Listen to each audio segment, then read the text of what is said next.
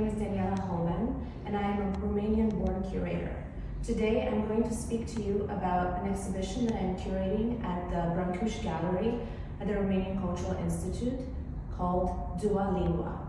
Duae Lingua is an exhibition, a group exhibition, that focuses on the complexities of migration through the lens of Eastern European women, specifically Eastern European artists. And it focuses on that space between translation and assimilation, also having a backbone of identity, memory, and translation.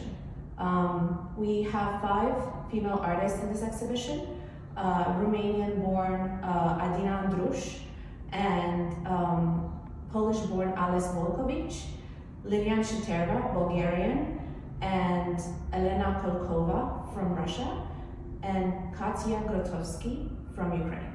One of the main aspects of the exhibition is the focus on the Eastern European woman specifically. The reason why I decided to focus on this is because as I moved away from Eastern Europe and Romania, I realized that there is something about that specific Balkan area that is very similar across all the countries that are in that region. And although my country, Romania, is a Latin-based country and our culture has some Latin aspects, it is specifically more Balkan and Eastern European than anything else. And one of the things I've noticed about our culture is that it has this aspects of pagan traditions that are underlying behind everything that we do and our histories and our traditions. And so I've always been very intrigued by that, and it's something that kind of lives beyond and above and below all of these traditions in these specific in the specific area of the world. One of the work that kind of focuses on these and plays on these symbols, on these pagan symbols, ancient symbols, and memory, is the work of Adina Andrus. She's a Romanian-born artist, and her work is right behind me here. Adina's work is incredible. I mean, it's just the type of work that you could sit in front of for hours, and it plays with these ideas of symbols. So as you look at them, you're not really sure what they are. Are they ancient symbols? Are they part of language? Where do they come from? The artists themselves uses them as pieces of memory. So one of the things about these pieces is they represent a memory she has from her life back in Romania. This specific work is called "This Is Not a Tomato," and it plays on a specific memory of her and her craving for tomatoes when she was pregnant with her child. So there's something about this like female experience and the memories that we have as women, and specifically how they tie to tradition and our tradition in Romania, and how we approach everything from the way we are mothers and we are women, and the way we create and we exist in the domestic space.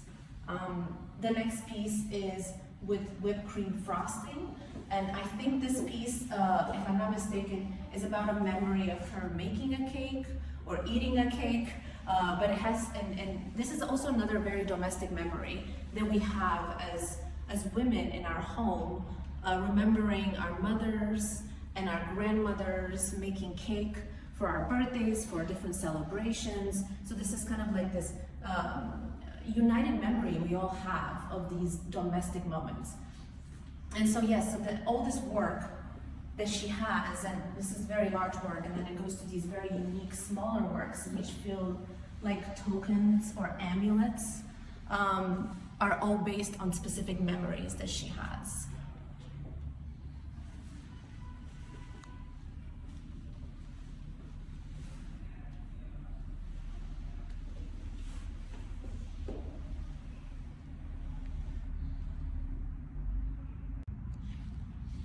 Another theme in the exhibition is, and you will see this across all the works of these female artists, is the concept of domestic life. And because most of our memories as children As well, most of our memories before our migration to the West are from our childhood, and the strongest memories. And you're going to see throughout this exhibition that the memories are very bright and colorful, because they are the idea of, when you have a memory, they always say, our memory is really true. Do our minds change memory over time? Do we only remember things that are either really good or really bad? So this is like always a discussion across the idea of memory. But one of the things about the Balkan culture is in the domestic life of women, we have textiles. This is something we saw our grandmothers work on. This is something that we decorated our walls, our floors, our beds. The artworks in our homes were mostly textiles. So there's this focus on textiles that is really underlying at the base of our foundation of memory and of our ancestors, really. The specific work that I am amazed by is Lilian Shterev's work. She's a Bulgarian artist, and she plays with this amazing collage of textiles from her country, from her home country, from her town, from the women in her town. So what she does is she will go home and she will collect all these textiles from different homes, from different parts of her family, and then she puts them together in these amazing collages to kind of celebrate the memory and her culture. And you will see that there's specific colors also and symbolism in all the textiles that you find in these Balkan regions. This specific work was actually a work that was given to her, or pieces were given to her when she got married. So it was part of her gift from her family to her for her wedding.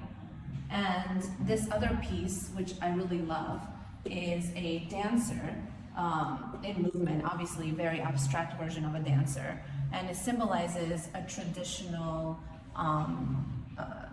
dance in Bulgaria. I'm not sure exactly how to say the name, but it's a young maiden dancing kopaniska, and she is dancing with her arms up, which is a very symbolic part of this dance. And there's one more piece from this artist in the installation, in the exhibition, which I really love. It's this bench. And the bench is, you could actually sit on it. So it kind of overpasses that idea of a usable item, like it could be used, it's an art piece, but it could also be used in a home. And it's a remembrance of when you go into these Balkan homes, especially in our grandmother's homes, there would be all these textiles layered on the bed and on the bench and on the walls. And so there's this memory of these colorful layered textiles kind of being everywhere in the house. And that's why this bench is built this way. And it's a sculpture because it has a lot of three-dimensional aspects to it. And it's also a collage of all these different vintage textile pieces from Bulgaria. We are sitting in front of Katya Grokhovsky's work. The Ukrainian artist's work is always so amazing to me. It's larger than life. All her pieces are very immersive. She is also a performance artist, so a lot of her work has this performative aspect in it, even though it might be, let's say, a painting or a sculpture. I'm going to start speaking about a specific work, which is what actually anchored Katya's work to this exhibition for me as a curator. And it's really about, I mean, it's quite here in front of you, right? Like, it reminds me of this memory of being in my childhood home and seeing these clothes hanging on the hanging line outside in the garden with all these flowers in the background. And then there's this kind of funny call out here to call your mother, which, as I mentioned before, there is something very maternal and ancestral about a lot of the memories that these specific women have and through their work they're bringing it out, and there's always a huge influence by our maternal side of the families, that being our mothers and aunts, grandmothers, some grandmothers.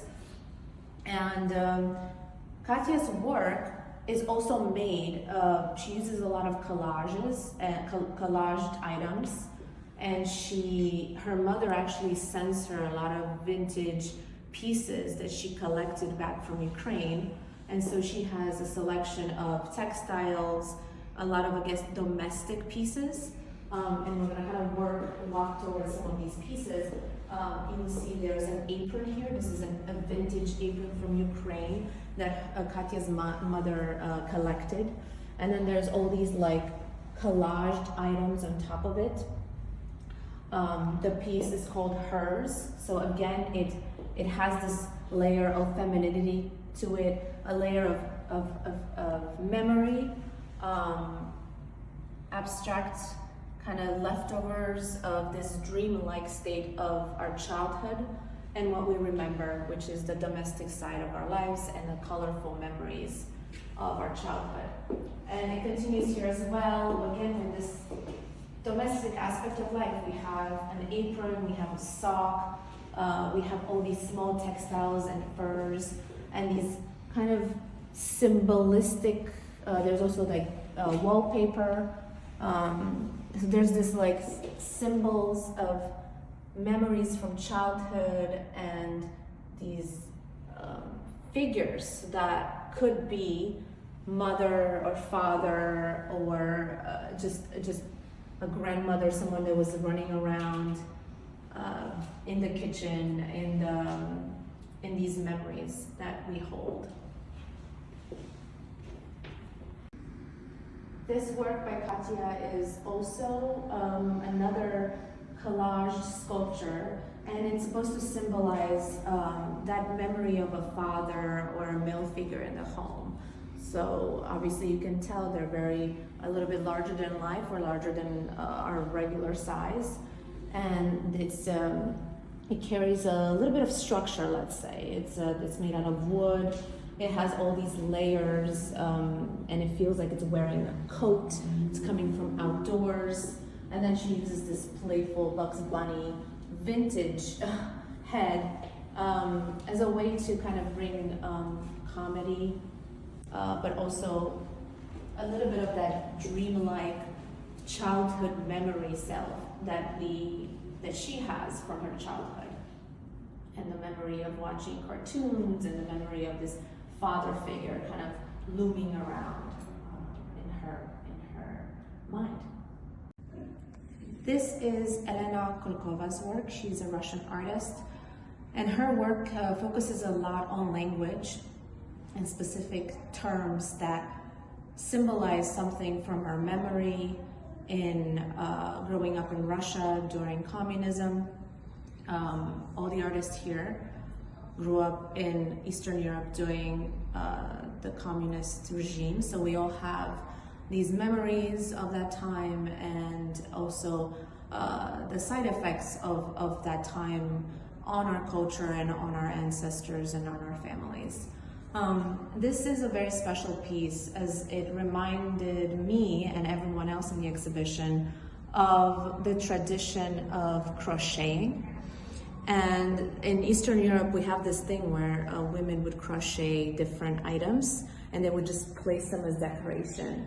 They would place them on top of a TV, on top of the radio, on top of the tables, the chairs, pretty much just crocheted items everywhere. And this, Elena is doing something really unique here by adding a specific quote, "I am not brainwashed."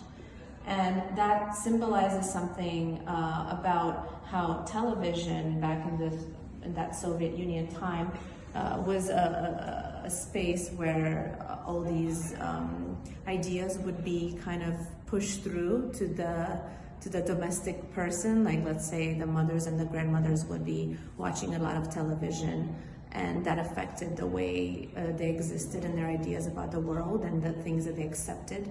And so it's really, it plays on top of that. It symbolizes the idea TV becoming a way of brainwashing people and during that regime, and then how there's this concept of breaking free of that idea of being brainwashed and not allowing that to get to you. So it's a very special piece in that sense. The rest of her work is also based on this memory of her maternal lineage. We have images here of some of the pictures of women in her family. I believe this is her grandmother and her sisters. And in Eastern Europe, again, I'm sure in other cultures as well, you would go into someone's home and there would be all these pictures of family kind of peppered through the whole space. And this is the artist kind of reconnecting to this young version of her maternal grandmother and kind of like trying to figure out who she was by the way she was dressing and trying to reconnect to her and giving her a different kind of image by collaging the pictures on top of these hand-painted backgrounds. Another part of the exhibition is that in-between space between the place where we came from and the place that we migrated to. And this specific exhibition, it focuses on the East going to the West and all those ideals that were kind of embedded in us in our childhood and our upbringing by our society and by our tradition, and then going to this new world where things are done differently and thought about differently. And there's another layer that I kind of like to tackle a little bit in this exhibition, and that's through the work of artist Wolkowicz. And that's really focusing on what happens when an artist actually has another layer that they are discussing through their work. Alex is a Polish artist that is born and raised in Germany, but whose family had migrated to Germany. So her upbringing had to deal with being in a German society while living and being brought up by a Polish household. And that Polish household themselves existing in this in-between space of trying to assimilate into the German culture. So I find that super intriguing because there's like additional layers that we can tackle there. And Alex's work really does that. And she has all these memories from childhood, specifically from her father's side, and the father's image in her upbringing, and him being like a very, let's say, more traditionally Polish father, and upbringing her with those Polish traditions.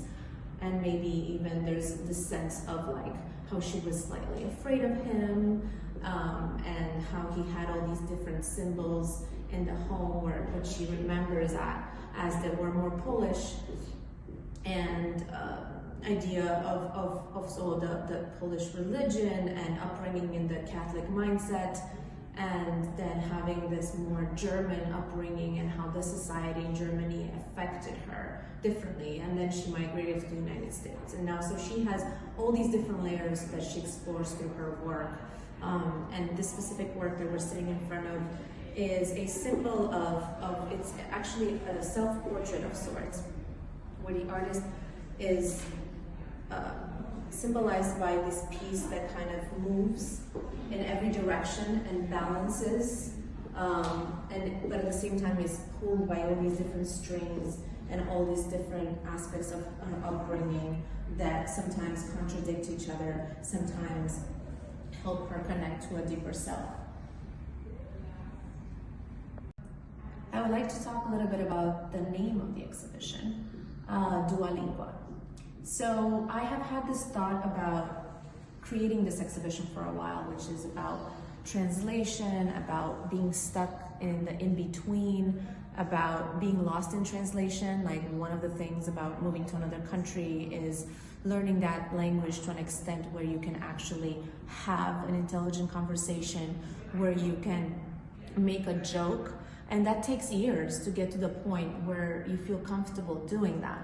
And so I've always been thinking about this and thinking about that time, the in-between time where someone as intelligent as they are, needs time to get to the space where they feel comfortable speaking that second language. And so that's where that idea of the exhibition came from, and the name. And then I just wanted to make allusion to two things. One is the Duae Lingua app, which is an app that promises to teach you how to speak another language very quickly.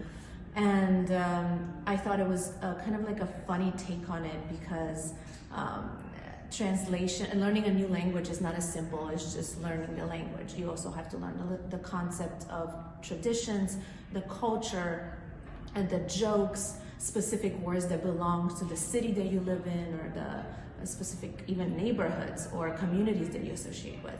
So I wanted to make a kind of like a joke about how the modern world tries to create this consumeristic approach and commercial approach to something that is a lot more emotional and intense, as moving to another country and trying to learn a language is not as easy as just picking up an app and learning it. And the second thing is that I also wanted to play with the idea of a Latin backbone. So Duae Lingua means second language, but is the feminine take on second language. And then I specifically wanted to kind of misspell the second part, so I can show that things can get lost in translation. That sometimes when you move to another countries, you will make a lot of mistakes, both in how you speak, how you spell things, and also how you connect to others. And so that's where the title came from. And it also is kind of plays a little bit about the fact that Romania is a Latin country in a very Eastern European and Balkan part of the world. So there's also a little bit of an interesting play on the idea of how Latin culture assimilated into our country, and how it blended with the Balkan tradition and the pagan tradition that we spoke about earlier. This exhibition for me is really the beginning, I think, of a series of exhibitions that will explore different facets of this idea of migration and the complexities of migration. And so I started closest to home, closest to my own understanding of what this means. And in the future, I want to go wider. I want to include ideas of migration in general, migration of from the global south into the west, from the east to the west, maybe beyond even just from a female perspective, and expanding it to just migration in general. And although this specific exhibition focused on language, it ended up kind of picking up on a lot of other symbols like memory, images, things that are, as I mentioned, like ancestral aspects and symbols, things that are tied to tradition, and things that are affect us as children, from tradition to family to society. So there's just like lots of layers here that I feel like this exhibition has allowed me to kind of unbox. And then I want to focus a few more exhibitions after this on maybe peeling more of those layers and exploring them. And I'm thinking about doing something that focuses on this ancient symbols in culture. Like, I'm very interested in looking at these pagan symbols and how they've integrated and mixed into traditions all over the world, and maybe where they came from and how they spread out through the world. As I mentioned, I want to focus also on the migration of women from all parts of the world to somewhere else. And maybe that's to the West, because that's an easier way to have that conversation. But definitely want to explore more of this concept of just migration and the complexities of migration, outside of how easy it might seem to others that migration is just like taking a plane and moving to another country, and it's a lot more complex, and it might take a whole life to fully assimilate or feel connected to the new place that you have moved to. Some of the projects that I'm working on in the next coming months is I'm running a series at No Sphere Arts. It's called We Are Nature, and it's very different than what I'm doing here as a curator. It's really about presenting multidisciplinary programming that focuses on eco-consciousness in these beautiful rooftop gardens that are placed in a very industrial part of Greenpoint, Brooklyn. And we invite artists like dancers, choreographers, musicians, site-specific artist installations, and poets and film. So it's really more about this aspect of movement and celebrating the outdoor spaces, and also reflecting on our place in the world and the power of the arts to make change. This year's theme for the series is called Microcosmic Dance, and it's focused on the idea of quantum, because this year is the year of quantum. And yeah, that's pretty much it. Some of the artists that are in this exhibition I have worked with before, like Alex and Adina. I've known them for a few years now. Katya as well, I have known about her work for a very long time, and have kind of come across her work before, and I've always wanted to show it, so I'm very excited that we got to work together. Alex and I are probably going to continue working on some other projects, and obviously I would love to work with Adina in continuation. Two artists that I actually met for this exhibition, so they're like new artists for me, are Lilian and Elena. And I'm also very excited to see where their work goes and how we can work together on